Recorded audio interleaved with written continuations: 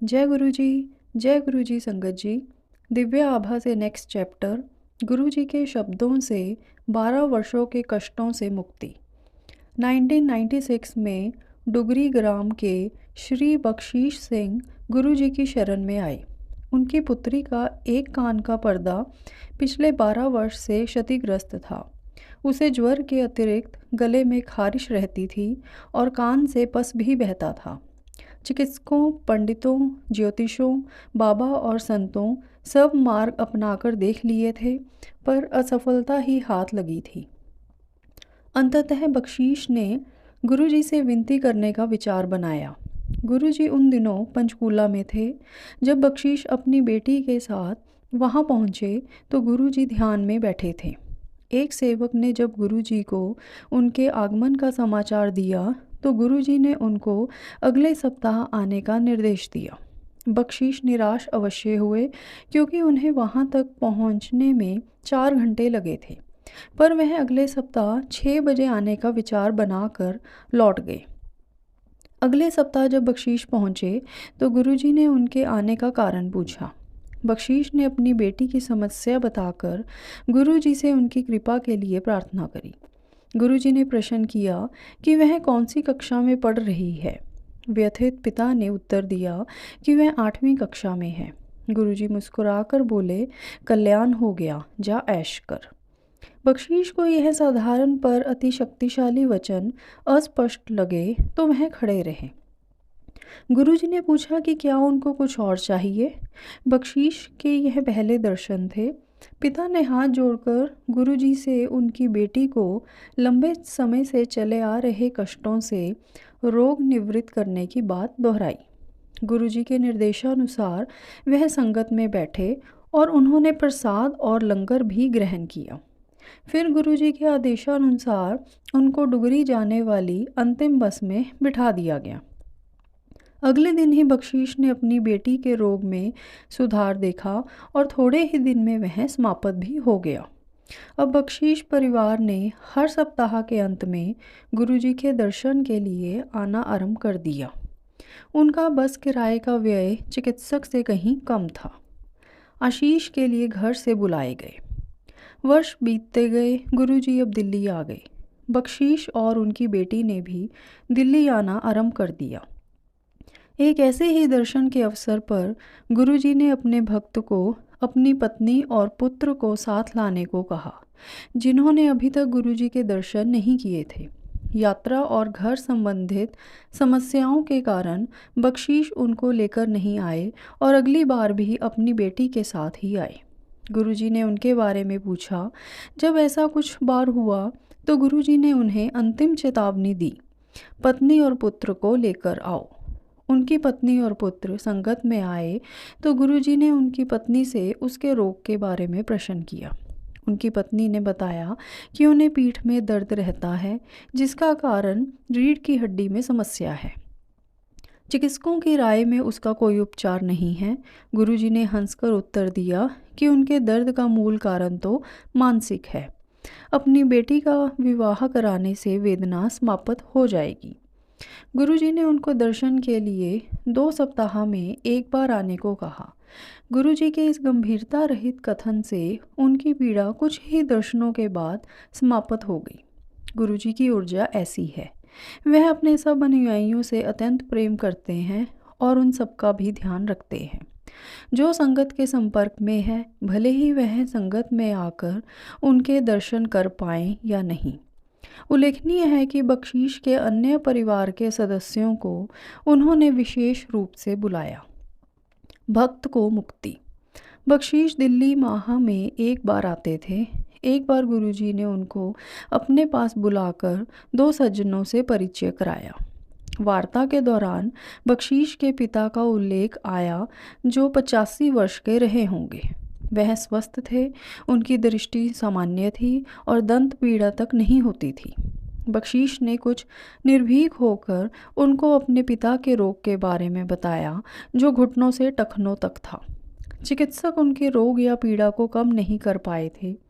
गुरुजी ने बख्शीश को आश्वासन दिया कि वह चिंता ना करें, उनके पिता को रोग से निवृत्ति मिल जाएगी। प्रभु ने यह भी कहा कि यद्यपि चिकित्सक सहायता करते हैं, उन्हें भी अपनी जीविका अर्जित करनी है। बख्शीश के जाते समय गुरुजी ने एक फूल माला जो उनके किसी अन्य भक्त के उनके चरणों में चढ़ाई थी उनको दी और कहा कि उसे जल में डालकर उनके पिता उस पवित्र जल से स्नान कर लें।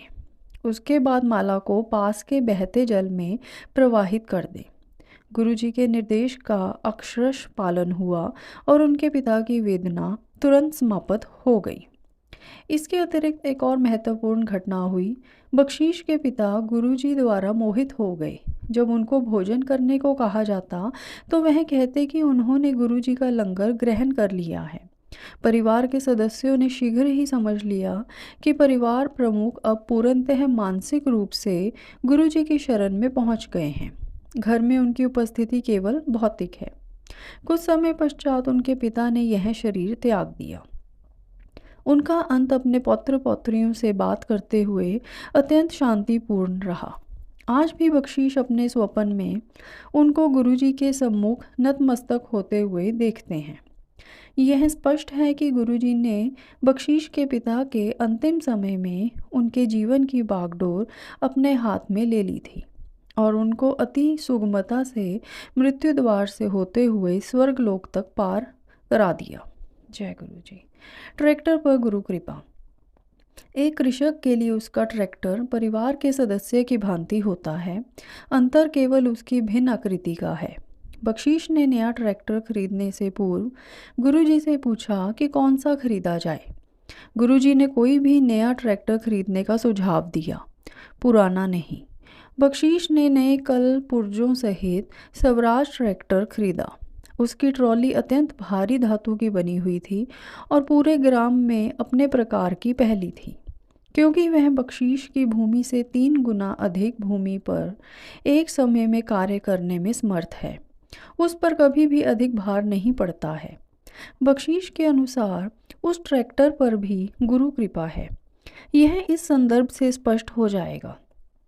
बख्शीश के पुत्र को स्वप्न आया कि जब वह उसे चला रहा था, कुछ लोगों ने ट्रैक्टर को रोकने का प्रयास किया। ट्रैक्टर पर बैठे हुए एक व्यक्ति ने उसे ट्रैक्टर रोकने को कहा, अन्यथा वह उससे ट्रैक्टर छीन लेंगे। उसने ट्रैक्टर रोक दिया, पर उसी समय गुरुजी प्रकट हुए और उन्होंने उसे ट्रैक्टर चलाने का निर्देश दिया। उसने अपना वाहन आगे चलाया तो देखा कि उपस्थित जनसमूह ने हटकर उसको जाने का मार्ग दे दिया। बख्शीश के पुत्र ने जब अपने परिवार को यह बात बताई तो उन्होंने निष्कर्ष निकाला कि गुरुजी ने किसी आने वाली विपदा से ट्रैक्टर की रक्षा करी है। जय गुरुजी। बख्शीश बड़े किसान बने। 2004 से 5 में गुरुजी ने संगत के कुछ सदस्यों को अपने ग्राम डुगरी जाने की स्वीकृति दी। संगत के 30-35 सदस्य जब डुगरी पहुँचे तो बख्शीश ने उन्हें लस्सी परोसी। रात्रि को बख्शीश की पत्नी को स्वप्न में गुरुजी ने पूछा कि क्या घर में घी की कमी है। जब उसने नहीं में उत्तर दिया तो गुरुजी ने प्रश्न किया कि केवल लस्सी देकर उसने मक्खन क्यों रख लिया था। वह शर्मिंदा होकर उठ गई। अगले दिन प्रातःकाल उसने यह घटना अपने परिवार के सदस्यों को सुनाई तो उन्होंने अनजाने में करी हुई गलती की पुनरावृत्ति न करने का निश्चय किया। अब मौका मिलने पर वह लस्सी मक्खन के साथ ही देते हैं। यद्यपि यह स्पष्ट नहीं है कि गुरुजी ने ऐसा क्यों किया। एक अन्य पक्ष से विचार किया जाए तो जितना अतिथि को दिया जाता है, परिवार उससे कहीं अधिक ईश्वर से प्राप्त करता है।